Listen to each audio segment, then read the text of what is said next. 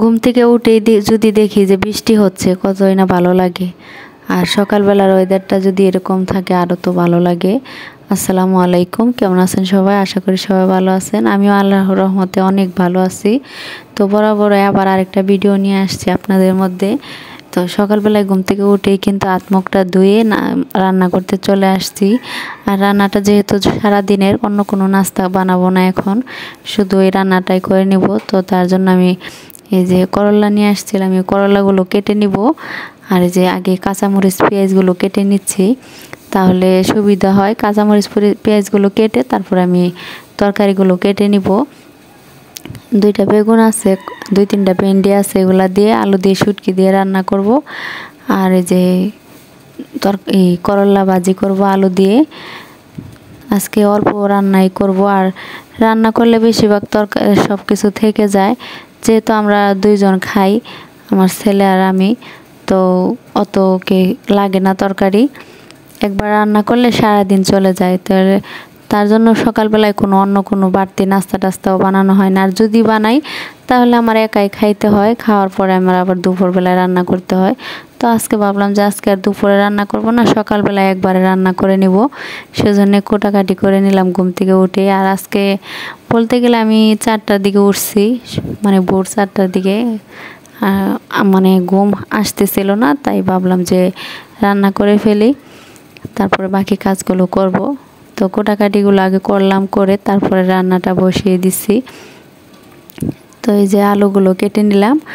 আর এখানে যে বেগুন তারপরে আলু ভেন্ডি এগুলো কেটে নিয়েছি। আর এই যে শুটকিগুলো রংপুর থেকে আনছিলাম, একজনে এনে দিছিল। আর এগুলো এই যে গরম পানি চুলায় বসিয়ে দিছিলাম, গরম পানি দিয়ে ভিজিয়ে রাখছি। আর এই ফাঁকে আমি করলাটা ভাজি করে নিব, মানে উস্তাটা ভাজি করে নিব। ভাজি হয়ে গেলে তারপরে তরকারিটা বসিয়ে দিব। আর এদিকে শুটকিটাও যে গরম পানি দিয়ে রেখে দিছি, আর যে ভিতরে যত ময়লা টয়লা আছে সব কিছু উঠে যাবে। আর উপরের আঁচটা একটু শক্ত, সেজন্য আমি গরম পানিটা দিয়ে দিলাম। আর গরম পানিতে ধুয়ে নিলে যে একটা অন্যরকম একটা স্মেল থাকে, এটা আর থাকবে না, খেতে খুব ভালো লাগবে। সেজন্য গরম পানি দিয়ে দিলাম। তো দেখুন আমার করলা ভাজিটা কিন্তু হয়ে গেছে। এখন আমি তরকারিটা বসিয়ে দিব। আর শুটকিটাও কিন্তু ভালো করে ধুয়ে নিছি, অবশ্যই কিন্তু ভালো করে ধুয়ে নেবেন। তো এই যে দেখুন পেঁয়াজটা একটু ভেজে তারপরে শুটকিটা দিয়ে দিলাম। শুটকিটাও এখানে পেঁয়াজের মধ্যে একটু ভেজে নিব, লবণ দিয়ে দিলাম। ভাজা হয়ে গেলে তারপরে মশলাগুলো দিয়ে দিব। এখানে কিন্তু শুটকি রান্না করলে, যে কোনো শুটকি রান্না করলে অবশ্যই রসুনের পরিমাণটা একটু বেশি দিবেন, তাহলে কিন্তু শুটকিটা খেতে খুব ভালো লাগবে। তো এখানে আমি এক চা চামচ গুঁড়ামরিচ দিয়ে দিছি, গুঁড়ামরিচটাও একটু বেশি দিছি। আর হাফ টেবিল চামচ হলুদের গুঁড়া দিয়ে দিছি, স্বাদ মতো লবণ দিয়ে দিছি, একটু ধনিয়া গুঁড়া দিয়ে দিছি। দিয়ে ভালো করে মশলাটা কষিয়ে নিছি। অবশ্যই একদম উপরে যখন তেল ছাড়ছে তখন আমি এই যে তরকারিটা দিয়ে দিলাম, দিয়ে কষিয়ে পানি দিয়ে এই যে চুলায় বসিয়ে দিছি। আর এখন আমি যে রুমের কাজগুলো করে নেব, বিছনাটা গুছিয়ে নিব, নিয়ে ঘরটা ঝাড়ু দিব আর অন্য কাজগুলো করে নেব।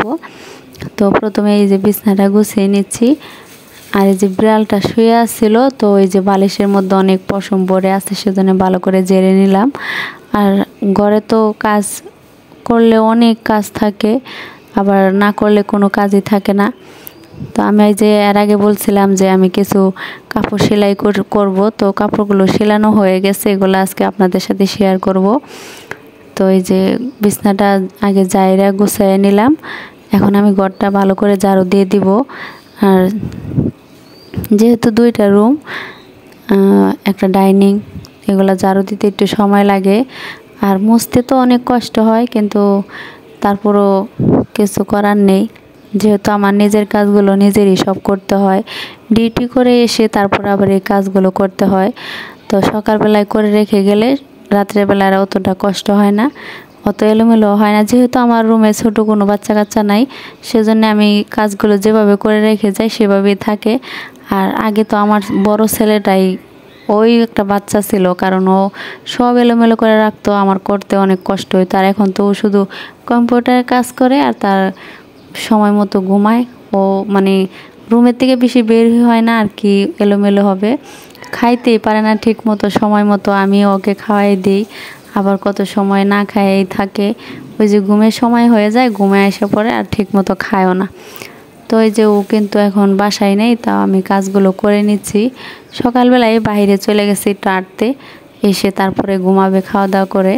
তো আমি এই ফাঁকে সব কাজগুলো করে নিলাম, হয়ে গেছে আমার কাজগুলো করা। আর এখন রান্নাটাও কিন্তু শেষ হয়ে গেছে। আর এই যে এই জামাটা আমি সেলাই করছি দেখুন, এই সাদা লেসটা দিয়ে দিচ্ছি। আর লেস দিয়ে জামা বানাইলে কিন্তু খুবই সুন্দর লাগে। দেখুন এই লেসটা কিন্তু এই জামার মধ্যে খুবই ফুটে গেছে আর অনেক ভালো লাগতেছে। তো এটার সাথে যে সালোয়ারগুলো ছিল আর অন্য জামাগুলো ছিল, এগুলো কিন্তু সেলাই করে ওই আপুটাকে দিয়ে দিছি। আর উনি কিন্তু আমার বাসারই। তো আর এটা আমার একটা আন্টির এই জামাগুলো, দুইটা জামা দুইটা সালোয়ার। তো উনি কিন্তু এরকম সাদা সিধাভাবে পরে, অত ডিজাইন পছন্দ করে না। তো ওনার জন্য আমি এভাবে সাদা সিধাভাবে সেলাই করছি। তো দেখুন, অবশ্য আমার জামা কাপড়গুলো সেলানো কীরকম হয়েছে কমেন্টস করে জানাবেন আপনারা, অবশ্যই জানাবেন আমার ভিডিওটা কেমন হয়েছে। তো এই যে দেখুন, এই আমি যে পরে আছি এই কাপড়টা আর এই কাপড়টা একই, কিন্তু দুইটা কাপড়ের মধ্যে একটু পার্থক্য আছে। এই যে দেখুন, আমার কাপড়টা একটু অন্য কালার আর এটা মাস্টার কালার ব্ল্যাক কালারের মধ্যে। এই দেখুন, তো আমি এটা সাদা সিধাভাবে বানিয়ে নিয়েছি আর আমারটা একটু ডিজাইন করে বানাইছিলাম, দেখতে অনেক ভালো লাগতেছিল। এই যে এটার সাথে সালোয়ারটা বানাইছি। তো আমি কিন্তু নিজের কাপড়গুলো নিজেই বানাই, আমি কিন্তু সব ভিডিও আপনাদের সাথে সব কিছু শেয়ার করি না। আপনারা যদি চান তাহলে অবশ্যই আমি আপনাদের সাথে শেয়ার করব। যদি আপনারা আমার ভিডিওগুলো দেখে ভালো লাগে কমেন্টস করে জানাবেন, তাহলে আমি সব ভিডিও আপনাদের সাথে শেয়ার করব। সবাই ভালো থাকবেন, সুস্থ থাকবেন। আজকে এই পর্যন্তই। আল্লাহ হাফেজ।